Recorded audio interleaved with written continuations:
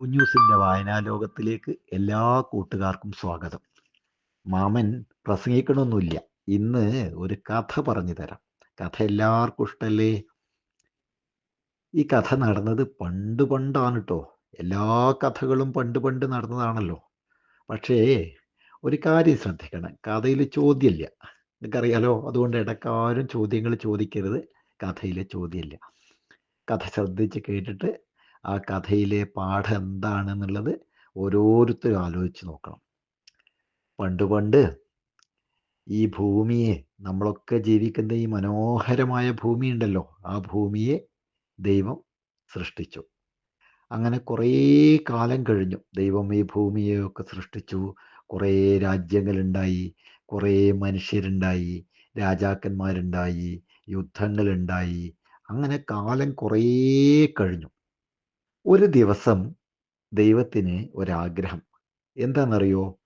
ദൈവം തൻ്റെ ആഗ്രഹം നാടുനീളെ എല്ലാ രാജ്യങ്ങളിലും ആളുകളെ വിളംബരം ചെയ്തറിയിച്ചു. എന്താണ്? ദൈവം തന്നെ നേരിട്ട് പ്രത്യക്ഷപ്പെട്ട് തനിക്ക് ഏറ്റവും പ്രിയപ്പെട്ട ആളുകൾക്ക് സമ്മാനം കൊടുക്കും. ഇതാണ് ദൈവം നടത്തിയ വിളംബരം. ദൈവം നേരിട്ട് പ്രത്യക്ഷപ്പെട്ട് സമ്മാനം കൊടുക്കുകയോ, അതറിഞ്ഞ് ആളുകളൊക്കെ ആ പറഞ്ഞ സ്ഥലത്ത് എത്തി കേട്ടോ. പറഞ്ഞ സ്ഥലം എന്ന് പറഞ്ഞാൽ നമ്മൾ സ്കൂളിൻ്റെ മൈതാനം നിങ്ങൾ കണ്ടിട്ടില്ലേ? അതേമാതിരി 1000 മൈതാനത്തിൻ്റെ അത്രയുള്ള സ്ഥലം സങ്കല്പിച്ച് നോക്കൂ. വലിയ കടൽ പോലെ ആളുകൾ ആ മൈതാനത്ത് ഇങ്ങനെ തടിച്ചു കൂടിയിരിക്കുകയാണ്. അവിടെയാണ് ദൈവം പിന്നെ തനിക്ക് ഏറ്റവും പ്രിയപ്പെട്ട ആളുകൾക്ക് സമ്മാനം കൊടുക്കുന്നത്. അപ്പം അവിടെ വന്നു ചേർന്നിരിക്കുന്നത് ആരാ? വലിയ വലിയ രാജാക്കന്മാരുണ്ട്, ചക്രവർത്തിമാരുണ്ട്, ഒരുപാട് രാജ്യങ്ങളിൽ വെട്ടിപ്പിടിച്ച യോദ്ധാക്കളുണ്ട്. അങ്ങനെ എല്ലാവരും അറിയുന്ന വലിയ വലിയ മനുഷ്യരാണ് അവിടെ വന്ന് നിരന്നിരിക്കുന്നത്. ഓരോരുത്തരും തിക്കും തിരക്കും കൂട്ടി ആ സദസ്സിൻ്റെ സമ്മേളനത്തിൻ്റെ ഏറ്റവും മുന്നിലെ കസേരയിൽ തന്നെ സ്ഥാനം പിടിക്കാൻ വേണ്ടി മത്സരിച്ചു. കാരണം എന്താ? ഓരോ രാജാവും വിചാരിച്ചത്, ഓരോ യോദ്ധാക്കളും വിചാരിച്ചത് ദൈവത്തിന് ഏറ്റവും ഇഷ്ടം എന്നെ ആയിരിക്കും എന്നാണ്. അവിടെ വലിയൊരു വേദിയിൽ നിറയെ സമ്മാനങ്ങൾ ഇങ്ങനെ നിരത്തി വെച്ചിട്ടുണ്ട്. എന്താ സമ്മാനങ്ങൾ? വലിയ രത്നങ്ങളൊക്കെ പതിച്ചിട്ടുള്ള, വിലപിടിപ്പുള്ള രത്നങ്ങളൊക്കെ പതിച്ചിട്ടുള്ള കിരീടങ്ങളുണ്ട്, വലിയ വലിയ സ്വർണ്ണ സിംഹാസനങ്ങളുണ്ട്. അങ്ങനെ ഏറ്റവും വിലയേറിയ സമ്മാനങ്ങളാണ് ദൈവം പ്രിയപ്പെട്ട ആളുകൾക്ക് കൊടുക്കാൻ വേണ്ടി നിരത്തി വെച്ചിട്ടുള്ളത്. അങ്ങനെ ദൈവം സമ്മാനം കൊടുക്കും എന്ന് പറഞ്ഞ ആ ദിവസം വന്നു ചേർന്നു.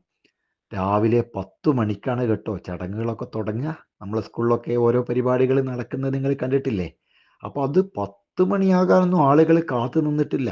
തലേ ദിവസം തന്നെ ആളുകൾ വന്ന് കൂട്ടം കൂടി തിക്കും തിരക്കുമാണ്. ഏതായാലും കൃത്യം 10 മണിക്ക് പറഞ്ഞതുപോലെ വേദിയിൽ ദൈവം പ്രത്യക്ഷപ്പെട്ടു. എല്ലാവരും ഇങ്ങനെ പരസ്പര ആകാംക്ഷാഭരിതരായി അങ്ങോട്ടും ഇങ്ങോട്ടും മുഖത്ത് നോക്കി ഇങ്ങനെ നിൽക്കുകയാണ്. ദൈവം വേദിയിൽ വന്നെങ്കിലും ദൈവം ആരെയും പേരൊന്നും വിളിക്കുന്നില്ല. ഓരോ രാജാവും വിചാരിച്ചത് എൻ്റെ പേര് വിളിക്കും, എൻ്റെ പേര് വിളിക്കും, എൻ്റെ പേര് വിളിക്കും, എന്നെ ആയിരിക്കും ദൈവത്തിന് ഏറ്റവും ഇഷ്ടം എന്നാണ് ഓരോരുത്തരും വിചാരിച്ചത്. അങ്ങനെ നിൽക്കുന്ന സമയത്ത് ദൈവം ഇങ്ങനെ കുറേ ദൂരേക്ക് ഒന്നിങ്ങനെ സൂക്ഷിച്ചു നോക്കുന്നതായി ആളുകൾ കണ്ടു. അപ്പോൾ എല്ലാവരും എഴുന്നേറ്റ് നിന്ന് അങ്ങോട്ട് നോക്കി. ദൈവം എന്താ അങ്ങോട്ടേക്ക് തന്നെ ഇങ്ങനെ നോക്കി നിൽക്കാൻ? സൂക്ഷിച്ചു നോക്കിയപ്പോൾ ഒരു മനുഷ്യൻ ദൂരെ നിന്ന് അങ്ങോട്ടേക്ക് നടന്നു വരുന്നുണ്ട്. അയാൾ രാജാവല്ല, ചക്രവർത്തിയല്ല, യോദ്ധാവല്ല, ഒന്നുമല്ല. ആർക്കും അയാളെ കണ്ട് പരിചയമില്ല. തികച്ചും സാധാരണക്കാരനായ ഒരു നാട്ടിൻപുറത്തുകാരൻ, ഒരു ഗ്രാമീണവാസിയാണ് അങ്ങോട്ട് വന്നത്. അയാളുടെ തോളത്ത് ഒരു മുണ്ടുണ്ട്, ആകെ നടന്ന് ക്ഷീണിച്ചിട്ടുണ്ട്. എങ്കിലും അടുത്തെത്തിയപ്പോൾ ഒരു കാര്യം വ്യക്തമായി. എന്താണെന്നറിയോ? അയാളുടെ കക്ഷത്തിൽ എന്തോ ഒന്ന് ഇറുക്കി പിടിച്ചിട്ടുണ്ട്. നോക്കിയപ്പോഴല്ലേ കാര്യം മനസ്സിലായത്? അതൊരു പുസ്തകമാണ്. എന്താണ് അയാളുടെ കക്ഷത്തിൽ ഉണ്ടായിരുന്നത്? അയാളുടെ തൊക്കിൽ എന്താ ഉണ്ടായിരുന്നത്? അതൊരു പുസ്തകമാണ്. അപ്പോൾ ആളുകൾക്കൊന്നും പിടികിട്ടിയില്ല. ഒരു പുസ്തകവും കക്ഷത്ത് വെച്ചിരുന്ന ഒരു സാധാരണക്കാരായ ആളെ കണ്ടിട്ട് എന്തിനാണ് ദൈവം ഇത്ര സൂക്ഷിച്ചു നോക്കാൻ? അടുത്തെത്തിയ സമയത്ത് അയാളെ മുഖത്ത് നോക്കി അഭിവാദ്യം ചെയ്തുകൊണ്ട് പുഞ്ചിരിച്ചുകൊണ്ട് ദൈവം അയാളോട് ചോദിച്ചത്രേ, നീ എന്തിനാ ഇങ്ങോട്ട് വന്നത്? നീ ഇത്ര തിരക്ക് പിടിച്ച് ഇങ്ങോട്ടേക്ക് വന്നത് എന്തിനാ?